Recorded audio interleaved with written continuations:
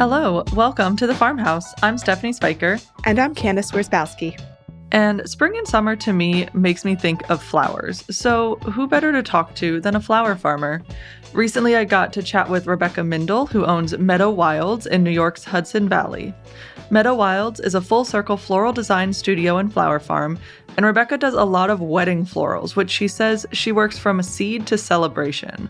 So, Candace, I would love to know, because I love flowers and I love weddings, what kind of florals did you have in your wedding bouquet? Oh boy, this is kind of a loaded question for me. I went into planning my florals with an idea in mind of what I wanted. I had a fall wedding and I wanted fall colors. I wanted some oranges, some like deep reds, almost purples. I made the mistake of taking my Nana, who is a horticulturalist and who knew the florist, with me. And she sat there quietly while I told the florist exactly what I wanted. And then she went behind my back afterwards and redesigned what the florist and I had decided on. And so when it got to be the day of my wedding, the flowers arrived and looked nothing like what I wanted. They were still very beautiful. They were just very different than what I was expecting. So yeah, I would love to be able to go back and actually design my bouquet again, but it's fine. Like I said, they were still very pretty, just a lot redder than I would have preferred. So yeah, that's my wedding bouquet story. Wow, that is wild. I never had heard that story before, so didn't realize that this was such a heavy question to start you off with. Yeah, hey. And I didn't realize that my Nana was so sneaky. Oh, geez. Well, okay, at some point you'll have to show me a photo just because I would love to see how it turned out. But all right. Well, Candace and I are both flower lovers, even if her wedding bouquet did not turn out the way she wanted it to. So let's talk more about flowers and get to know all about Meadow Wilds and maybe how she deals with brides too and families. And their grandmothers. Yeah, we'll see. So yeah, let's get Rebekah in here and we'll talk about her entire floral operation.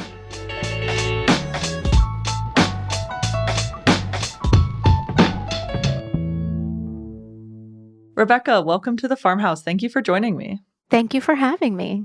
So I found over doing this podcast and working here at Lancaster Farming and getting to talk to some flower farmers that a lot of times floral design and flower farming tend to go hand in hand, but not always. Some people really are only doing one or the other. But sometimes I've found that it seems like getting into one career tends to lead you also then to the other one. So for you, how did Meadow Wilds come about? I definitely would say that one has led me to the other, but also I would say that farming and design for me go hand in hand, and I wouldn't want to do it one without the other. But how did we begin?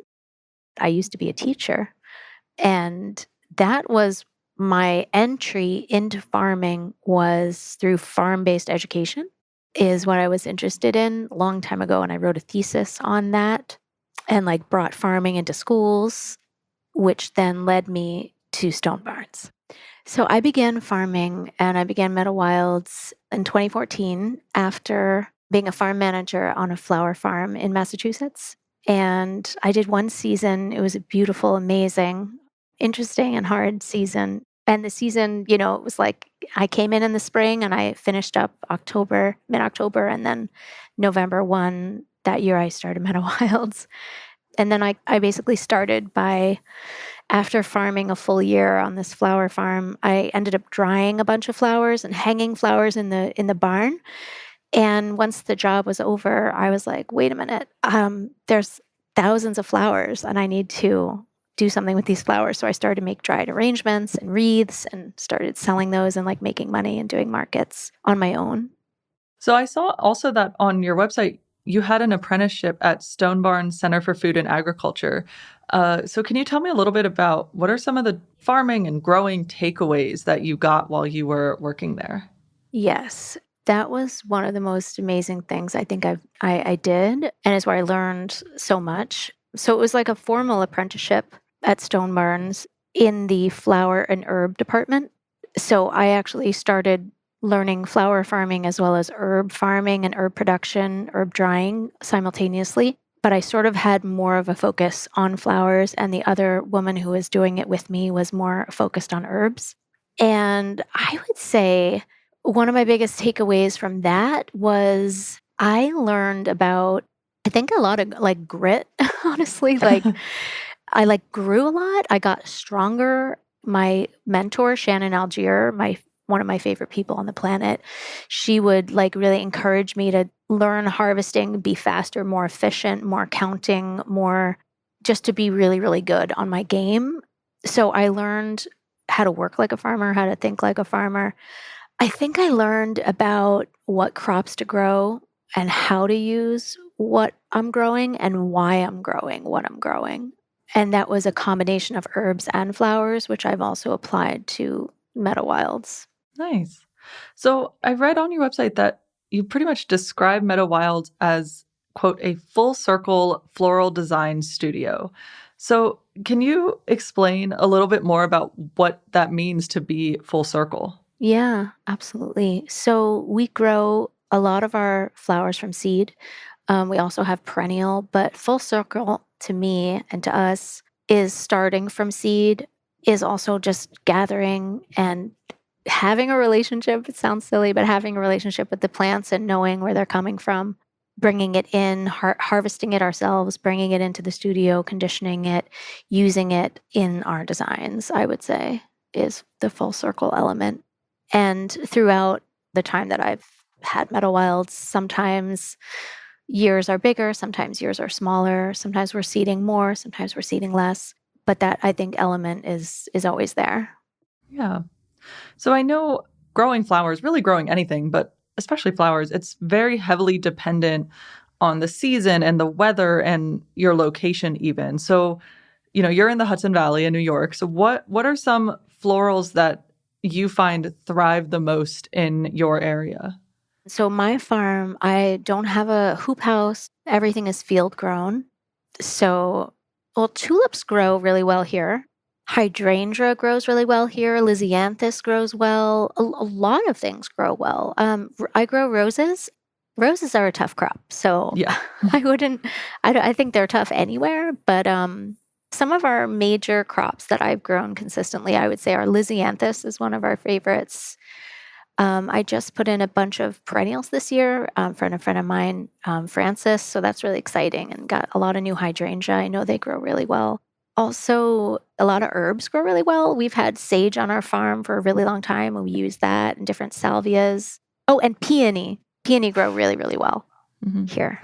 Awesome. Yeah, I know. So a big part of what you do is floral design for weddings specifically. Yeah. So it kind of fits a little bit with the previous question. And, how do you handle clients who really have their heart set on very specific flowers that maybe are just not in season? It just is going to be real tough to get them for whenever their wedding might be. Yeah. Well, first of all, I never promise anything. That's smart. Yeah, no. And if a client is coming to me like really wanting something specific, we may not be the right fit. But also, sometimes clients do come to me asking for something very specific, and sometimes I can, like, there's a lot we can do in the floral market, which I also do use the floral market in addition to my farm. So I do kind of have a lot of options. But to answer your question, I'm always encouraging the client and explaining how we work really seasonally. So, like, if it's a fall wedding, we're not really using peonies. And if it's a spring wedding, we're not using dahlias because they're not growing, they're not available, and it doesn't look right. It doesn't feel right. So, really trying to have, like, when the client is trusting of me, but basically, what I can promise is like tone, texture, shape, color. That's what I'm really searching for. Like, I really work a lot with color and variety, but I'm really making sure that I'm getting the right colors. But I also will let them know what is growing and what is in season at the time of their wedding that they can expect to find within their palette at that time. So I'm definitely giving them varieties of what's growing at that time. Yeah, I definitely clicked through your gallery on your website to see all the gorgeous bouquets. And, I read a few different places on your website where you talked about how you really like to design with nature in mind. So floral design it is an art form, and everyone kind of has their own way that they go about it. So for you, especially designing with nature in mind, like I guess kind of maybe what is a little bit of your process? You don't have to give away all your secrets, but Oh, well, it just makes me so happy that you asked that question because it like makes me want to cry. I love, oh, yeah, that's what it's about for me. It's about connecting with the season and the plants, specifically, and bringing that forward. The first thing I might do is so my assistant lead designer, this woman Angela McCormick, who's worked with me for forever, will always be like, if I just booked a wedding in May or June, or we'll immediately go on our phones, and Angela will be like, mock orange. I'll be like, yay, or spirea. So we always kind of right away look and see and remember, and I'm always kind of tracking in my mind, like mid-April is tulip, dogwood is here at this. So I'm always kind of tracking what we're foraging and using and count on is blooming. So for us, it's whatever, honestly, woody stems in the designs are essential to us.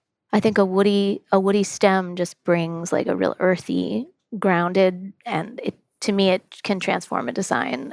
So usually that's an ingredient in our seasonality and our nature connection. Like, where's our woody? What's our woody stem? And if we're missing it, we can really feel the lack of it.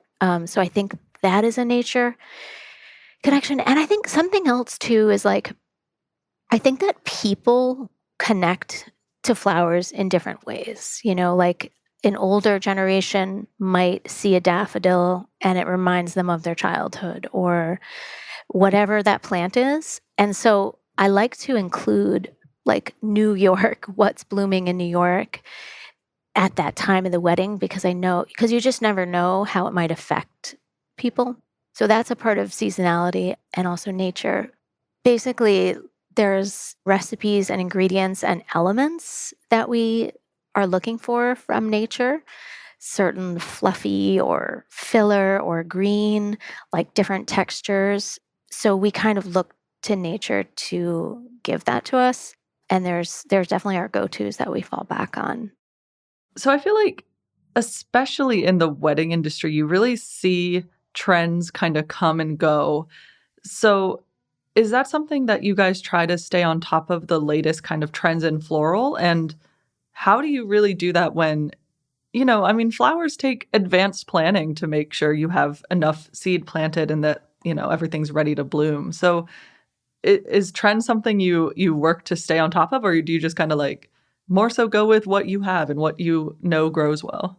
Yeah. Floral design is very connected to fashion in the wedding industry. The wedding industry is very connected to the fashion industry and those trends. So absolutely, we're definitely staying on top of that. And it's interesting. I love seeing the trends come in, come out. I know just oh, this is a trend. This, you just know when things come in and things come out. There's certain years where oh, that flower was there all season and then it's not there the next season. So I'm the type of person that even with a trend, I might use something, but in my own way. I'm not interested, honestly, in creating a trend look where everyone wants that same look is quite boring to me. But I might use, for instance, calla lily last season was a lot of single stem calla lily, single variety bouquets, which is so beautiful and elegant and classic. So we used a lot of calla lily last year, a lot, just also because I was just obsessed with it. I didn't grow it, but I might not use it in the same way where everyone's trying to use it in a similar way.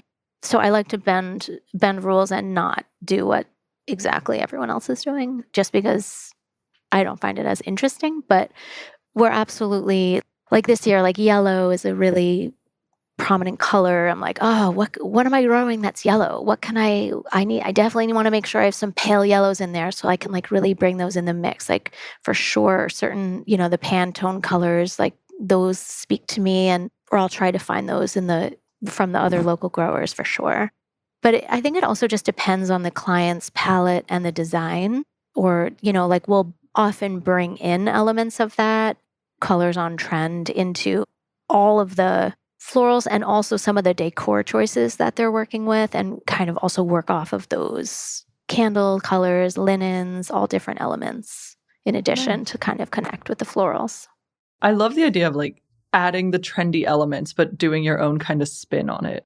It keeps your wedding still very current and trendy, but it's still very unique and not like, oh, I've been to 3 weddings this year that all had the same like bouquets.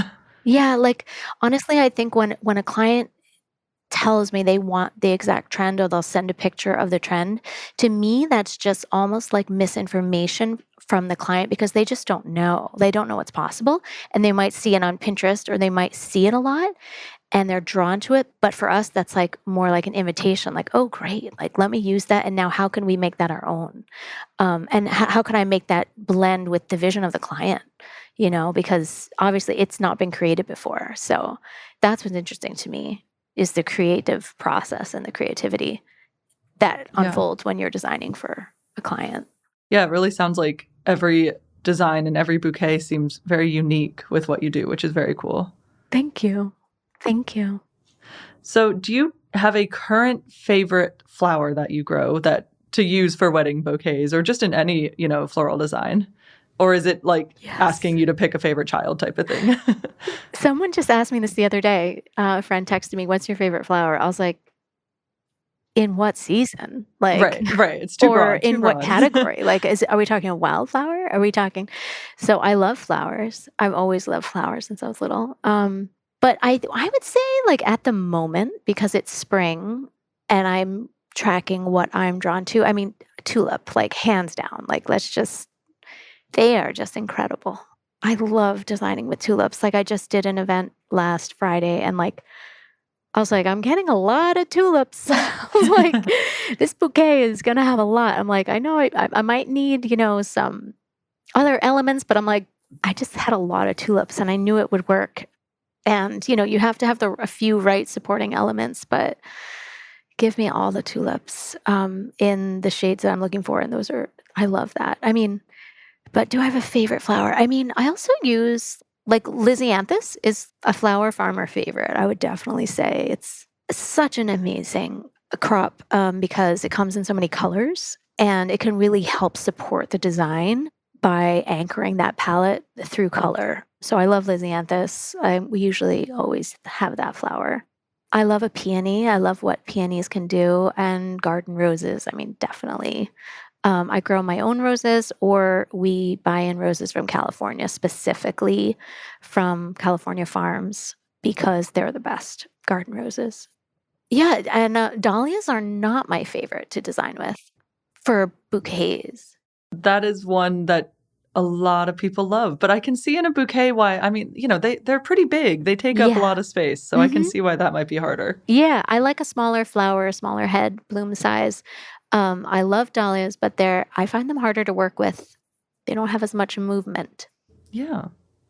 I have to ask a flower farmer this, mainly just for me, but hopefully our listeners get something out of it too. But do you have any tips for growing flowers? Yes. Okay. Start early. If you're growing by seed, start early March. Plan in the winter. Plan the fall before. Plan really far ahead. Because once your planning season is over, you're just in go time and there's no more planning. Like it's just, you're done. Like you got to roll, you got to run with it basically. So really take time to plan what you're doing, plan what you want to grow, think about why you want to grow it and how much you want to grow, and work on your soil. Definitely. It's all about soil health. Take a look at your land, learn about where your sun is, learn about how much shade and sun you have, and make sure you have a good water source. You can plan your garden based around your sun and your shade and all of that. But yeah, just have fun. There's more, but those are some tips. No, those are good. They're the good, solid starting point for me, which I appreciate. Yes, yeah. Things to not forget about. So. Yes. So, what does being a woman in ag mean to you? Well, I feel very proud.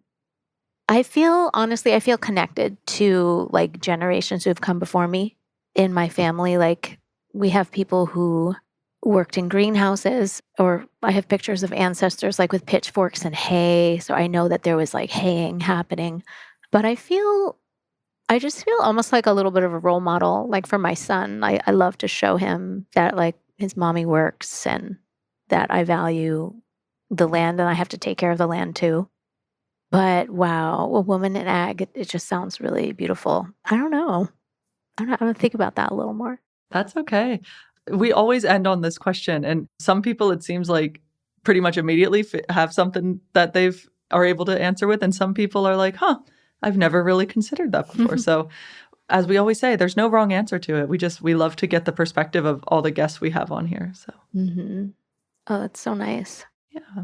I really enjoyed chatting with you and getting to learn so much more about the flower industry, because I personally just love all things flowers, even though I'm not great at growing them. But now I have my tips, so maybe next year's my year. Amazing.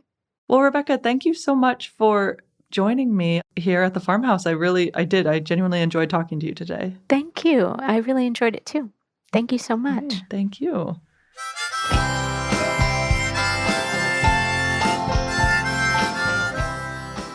That was awesome to hear from Rebekah about really what she puts into planning these floral arrangements and the flowers that she's growing. I loved the point she made about how people connect to flowers in different ways. Yeah. And, I told the story about my wedding before we talked to her, but I have a different, not quite story, I guess commentary about my wedding. We had centerpieces at my wedding too. That's kind of the other side of wedding florals. And one of my favorite flowers growing up were alliums, which I really only ever saw growing at my Nana's garden. All things with flowers eventually go back to my grandmother. But I used to call them lollipop flowers because if you're not familiar with alliums, they grow tall on a single stalk, and then it's kind of just this like puff ball of usually purple, sometimes white, little blossoms, and they do kind of look like lollipops. They definitely do have a lollipop look. No, yeah. I've never thought about that, but that is so true. Mm-hmm. And the thing you can do with alliums after, they're kind of spent is you can cut them off at the base of the stalk and dry them, and they maintain that sort of lollipop look. And if you're really creative, you can then actually like spray paint them different colors to get different effects for different floral arrangements. And so at my wedding, we had alliums as part of the centerpiece. And I believe those alliums also came from my Nana's garden. And that's so sweet. So they were very meaningful to me. I grow a lot of alliums in my garden now. So yeah, that was one way that I feel like I definitely connected with the flowers at my wedding. You've got someone in your life who is planning a wedding, your sister. Have you guys talked at all about the florals for that wedding? Yeah, so my sister actually is also a farmer in the Hudson Valley in New York. She's been on this show, She's been on the show. So she very much wanted the farm, fresh, local type of flower. So while she currently lives in New York, she is getting married in Pennsylvania. And so she found a flower farm in Pennsylvania that she didn't know, but I had written about prior for the paper. It's kismet. Yeah. So I actually don't know exactly what she's getting floral-wise, but I'm so excited to see it. I think it's going to be just gorgeous because I feel like it's just going to be the in-season blooms, the things that are naturally grown here in PA. And I think, I know my sister, she's very outdoorsy and she loves anything natural in nature. So I'm excited to see what they actually look like. And just because I have interviewed and written about this farm, I know it's going to be gorgeous. So I'm very excited for it. I'm sure they'll be gorgeous. Rebekah's flowers were gorgeous. I recommend anyone going to her website just to see what she has put together. Scroll through. I spent probably more time than I needed to scrolling through her gallery on Meadow Wilds website just because I was like obsessed with all of the flowers. Yeah, total eye candy. Well, I think we're going to wrap it up there. So thank you guys so much for listening. If you like this episode, please consider subscribing if you haven't already done so. And if you really like this episode, please consider leaving us a review. If you have any questions or thoughts about the episode, you can email us at farmhouse@lancasterfarming.com. You can also find us on social media at Lancaster Farming on most platforms. Thank you again for listening and for visiting us at the farmhouse. I'm Candace. And I'm Stephanie. And we'll talk to you later. Bye.